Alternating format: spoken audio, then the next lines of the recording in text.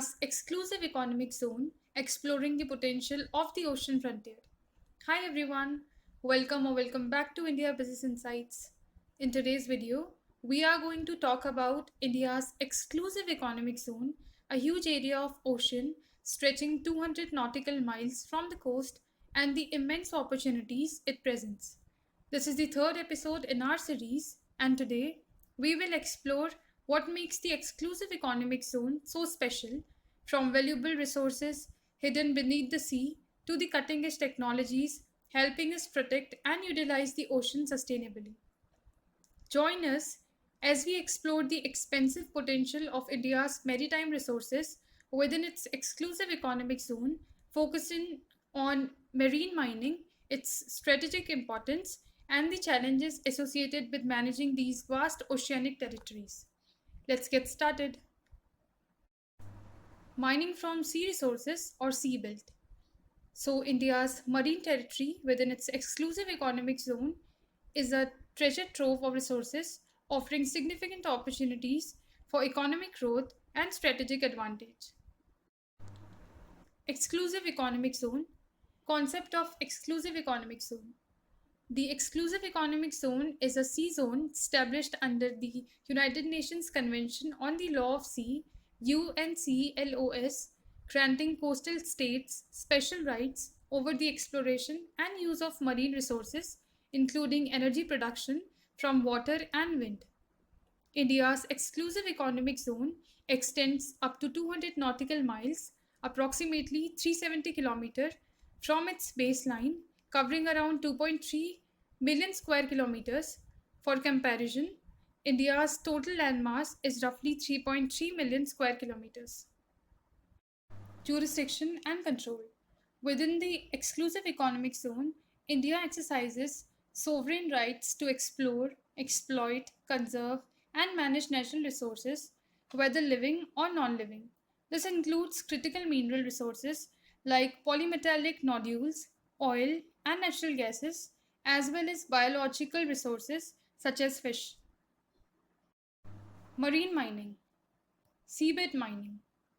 Marine mining involves extracting valuable minerals from the seabed within the exclusive economic zone. This includes resources like polymetallic nodules, which contain essential metals such as manganese, nickel, copper, and cobalt. These activities are overseen by the central government, particularly through agencies such as Ministry of Earth Sciences and the National Institute of Ocean Technology. Environmental impact. Seabed mining poses significant environmental risks, including potential disruption of marine ecosystems and pollution. The central government is responsible for ensuring that these activities comply with environmental regulations, requiring clearances from the Ministry of Environment, Forest and Climate Change. Exploration licenses and deep ocean mission. Exploration licenses. India currently holds two exploration licenses from the International Seabed Authority and has applied for two additional licenses to explore mineral rich regions in the Indian Ocean, specifically the Carlsberg Ridge and the Afnasi Niketan Seamount. These regions are known for their rich deposits of polymetallic nodules and ferromanganese crusts, which are vital for various industries. Deep Ocean Mission. Launched in 2021 with a budget of $500 million, India's Deep Ocean Mission aims to enhance scientific exploration of the ocean's depths. This initiative includes developing manned submersibles for deep sea mining and conducting trials to collect polymetallic nodules from the ocean floor. Strategic competition and environmental concerns. Strategic competition. As global powers like China and Russia vie for control over undersea mineral resources, India's efforts are seen as a strategic move to secure its position in the global supply chain of critical minerals. The competition is particularly intensive in the context of China's significant control over cobalt and lithium resources globally. Environmental concerns. Deep sea mining presents opportunities for resource extraction but raises significant environmental concerns. Ecosystem disruption. Mining activities can cause irreversible damage to marine ecosystems, including sensitive habitats like coral reefs and the seabed. Environmentalists warn that mining could lead to destruction of species and habitats that are still poorly understood. Pollution risks. The extraction process may release toxic materials into the water column, potentially poisoning marine life and disrupting food chains. This has also led to calls from various countries and environmental groups for a moratorium on deep sea mining until more is understood about its impacts. India's exclusive economic zone and its extension to 200 kilometers. The exclusive economic zone of India is not only a significant maritime territory but also a critical zone for the country's economic and strategic interests. Stay tuned as we delve deeper into how this important zone impacts India's future. Key rights and jurisdictions in India's exclusive economic zone. Resource management. India holds exclusive rights to explore, exploit, conserve, and manage natural resources, including marine life, minerals, oil, and natural gas within its exclusive economic zone. Marine and environmental regulation. India exercises jurisdiction over the construction and operation of artificial islands, offshore ports, and installations. It also has the authority to regulate pollution, protect the marine environment, and control scientific research within the exclusive economic zone. Navigation and overflight. While India controls the navigation of commercial and transport vessels, it must respect the freedom of navigation and overflight within the exclusive economic zone as per international law. Importance of India's exclusive economic zone. Economic and strategic value. The exclusive economic zone supports India's economic activities such as commercial fishing and offshore drilling and plays a crucial role in international trade. Maritime security, including coastal protection, is managed by the Indian Navy. Maritime cooperation. India leverages its extensive coastline and large exclusive economic zone for maritime cooperation with regional partners, enhancing security and development in the Indo Pacific region. Global context and legal framework. Top exclusive economic zones worldwide. France holds the largest exclusive economic zone, covering approximately 11 million square kilometers, followed by the United States, Australia, and Russia. While India's exclusive economic zone is smaller, it is crucial for the country's economic growth and strategic positioning. Legal framework.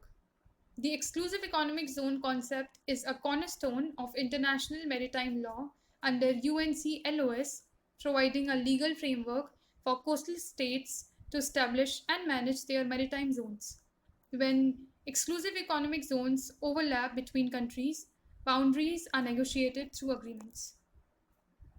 Strategic importance of exclusive economic zone. Economic rights. The exclusive economic zone grants India exclusive economic rights over a vast area of the sea which is rich in resources including oil, natural gas, minerals, and fisheries, vital for the country's economic development. International law compliance. The extension of the exclusive economic zone to 200 nautical miles is in line with international law, particularly UNCLOS, allowing coastal states to claim an extended area for resource exploitation. National security. The Indian Navy and Coast Guard play a crucial role in patrolling and safeguarding India's interests within the exclusive economic zone, preventing illegal activities such as poaching, smuggling, and unauthorized exploitation of resources. Management and exploration. Resource exploration. The central government is responsible for exploring and managing resources within the exclusive economic zone. This includes issuing licenses for oil and gas exploration, conducting scientific research, and developing strategies for sustainable resource use. Investment requirements. Scientific investment in technology and infrastructure is needed to explore and exploit resources within the exclusive economic zone.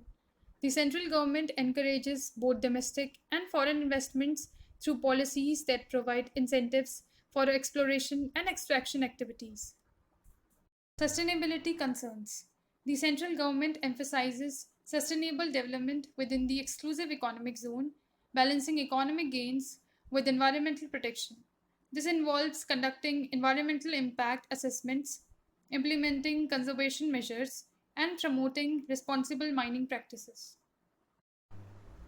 Another interesting news is that on August 29, 2024, Goa Shipyard Limited (GSL) launched Samudra Pratap, the first of two indigenous pollution control vessels for the Indian Coast Guard. This vessel, fully designed and constructed in India, features advanced pollution control technology, including side sweeping arms for oil spills and a radar system for detection. With 72% indigenous content, Samudra Pratap highlights India's progress in self reliant defense manufacturing. It will enhance the Coast Guard's capability to manage oil spill responses within India's exclusive economic zone and beyond. This milestone reflects GSL's role in advancing India's maritime environmental protection and defense self reliance. India's exclusive economic zone is a vital asset offering immense opportunities for economic development, resource extraction, and strategic influence. However, the challenges of environmental sustainability and international competition require careful management and strategic planning. As we have seen, India's exclusive economic zone is not just a vast stretch of ocean, but a crucial component of the country's economic and strategic landscape. With promising opportunities in marine mining and significant advancements in maritime technology, such as the launch of Samudra Pratap, India is positioning itself as a key player on the global stage. However, the journey is filled with challenges, including environmental concerns and international competition. It is essential for India to continue its efforts in sustainable development and strategic management to fully challenge the potential of its maritime resources while protecting the marine environment. Thank you for watching, and don't forget to like, comment, and subscribe for more in depth analysis and updates on India's resource strategies and beyond.